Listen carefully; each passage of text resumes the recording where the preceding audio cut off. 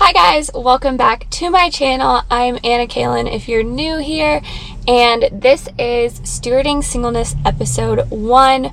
Before you say anything, yes, I'm in the car. Yes, I don't have my seatbelt on, but I'm parked. The car's off. I'm sitting in a parking lot. That's also why there's cars driving behind me. If you can see that, I don't know.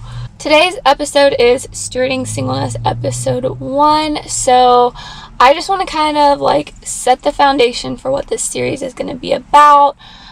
Just my personal experience with relationships and singleness, and my kind of basic views on relationships as a young Christian woman. So let's get into it. I do have notes on my phone just to keep myself on track, because otherwise I would ramble for an hour and I don't want to edit that much footage. Okay, so just to tell you, I'm going to start by just telling you a little bit about my history, I guess, with relationships. I've never been in any sort of relationship. I've never been on a date. Yeah, that's about it. Oh good, now it's going to start raining. Well, as long as it doesn't start raining really hard, it'll be fine. So yeah, I've never been in any sort of relationship, never had a boyfriend, never been on a date, nothing. I've never honestly wanted to, because I've never known any boy that I had any interest in. Honestly, I grew up around mostly boys that were younger than me at church. All the boys were younger than me. There just honestly was never an opportunity. There were a couple boys that were in my grade, and a couple of my friends dated them when they were 14 or something. And I remember just being in 8th grade, and one of my good friends went out on a date with this boy, and I was just like, why? Just why? That was my opinion. That was my 14-year-old self's opinion.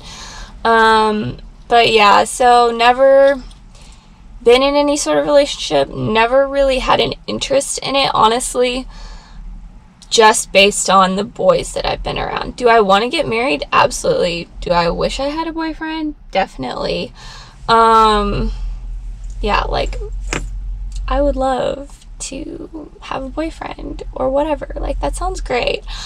But I just don't know any boys that would be a possibility with. So yeah, anyways, there was this one time that an 8th grader had a crush on me, and that was awkward, but we'll leave that where that is. So yeah, I never honestly had any real crushes. Obviously I had celebrity crushes, because what girl doesn't? But I mean, yeah, I never had any crushes on anyone. There was one boy, I will confess, there was one boy in high school that I liked, but it was very surface level liked him, and I don't think it was even, I didn't like him I was attracted to him. I just liked him because he was a quality boy, if that makes any sense. He was, I think, 2 years younger than me, a year younger than me, or 2 years younger than me, I don't remember. And yeah, I didn't like him, but I remember just being hey, that's the kind of guy that I would actually consider dating. But yeah, that's kind of my personal history with boys. So I'm sure at this point some of you are then why are you even doing this series? Well, it's because I think there's a lot that needs to be said about singleness, especially for young girls. And I think I do have a different perspective because I haven't dated anybody. And honestly, the reason for that isn't because there weren't cute guys at church or whatever. Like I said, one of my friends dated one boy. A couple of my friends have dated a couple of boys at church. There was one boy that my mom was like, oh, he's cute and he's sweet, you should go out with him. And I was like, no. There wasn't anything wrong with him. I still think he's a great guy. But I set very high standards for myself when I was young. largely because of what I grew up around, which I'll get to that in a minute. But I set very high standards for myself in a dating relationship when I was in middle school, honestly. Mostly because I looked around at all my friends who were going out on dates when they were 14, and I was like, why are you doing that? So, yeah. So, basically, what I grew up around, like, my parents have been happily married for over 20 years. My grandparents have been happily married for over 50 years. Like, always grew up in a very Christian, traditional marriage relationship. It was always, you wait until marriage. I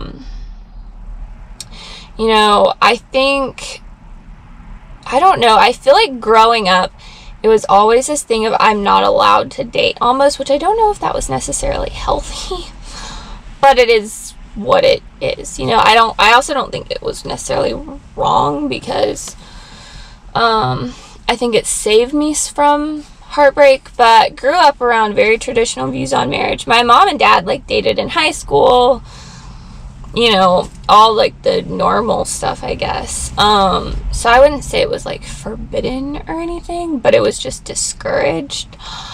But for the most part, I grew up around very healthy traditional Christian marriages. When I was 14 or 15, my mom went through a dating relationships book with me, just to ask me questions and get me to go ahead and start thinking about what kind of boundaries I wanted to set for myself, what kind of standards I had for a guy.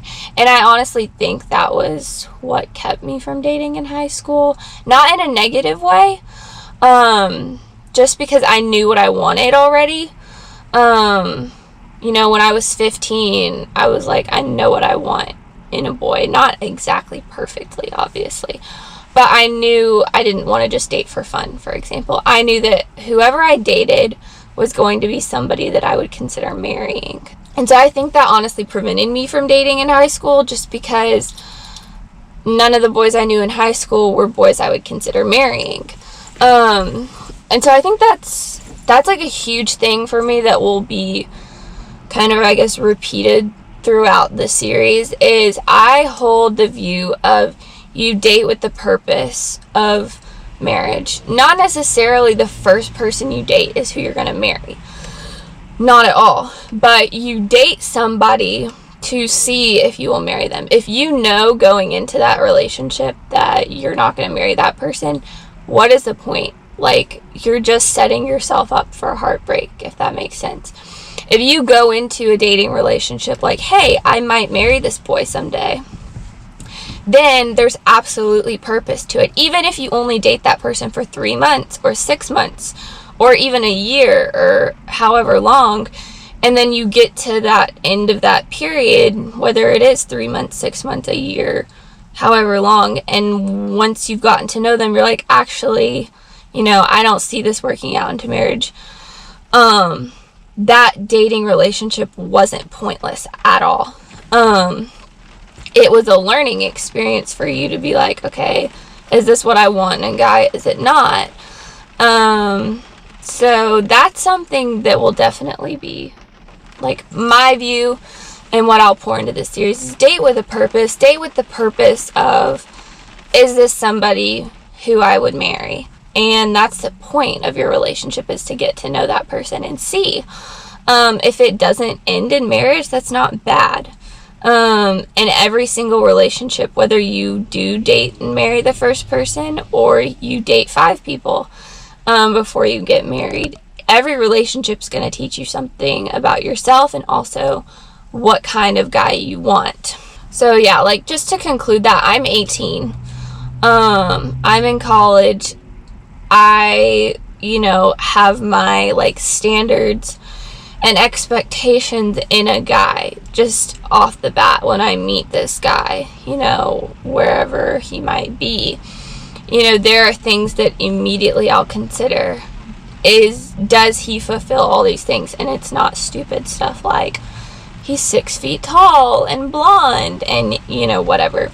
No, it's like, does he chase after God's heart? Does he care for his family? You know, important things like that that are just non-negotiables for me. Like, if my husband doesn't exhibit these qualities, then, like, that's a deal breaker. Those are the things that you should be placing on your future or current boyfriend. Like, these qualities that I want in a husband, does he fulfill that? So yeah, that's honestly why I view dating in middle and high school kind of pointless. I definitely think dating before you can drive is a little strange. I don't know. Like, that just seems very weird to me. Like, if you have a boyfriend but you can't drive. That's just my personal opinion. But as far as, like, just dating in middle and high school, I think there are definitely high school relationships that end in marriage, and very happy marriages. I don't want to discount that.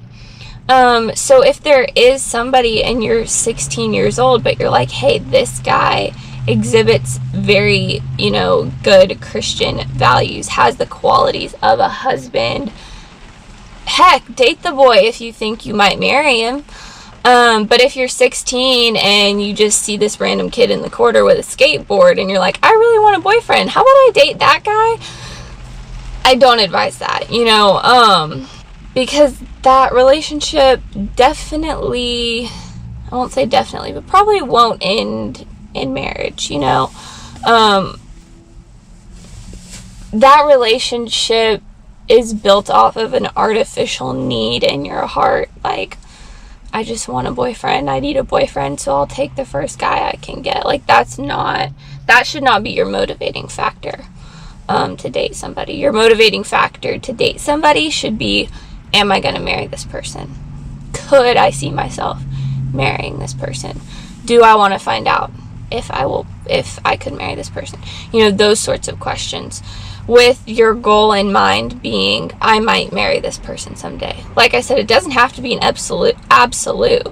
You know, I don't think dating 5 people and then marrying the last one is bad. Like, I think that's totally fine. That's the purpose of dating relationships, is to get to know each other. But the goal in your mind needs to be, I want to find out if I'll marry this person.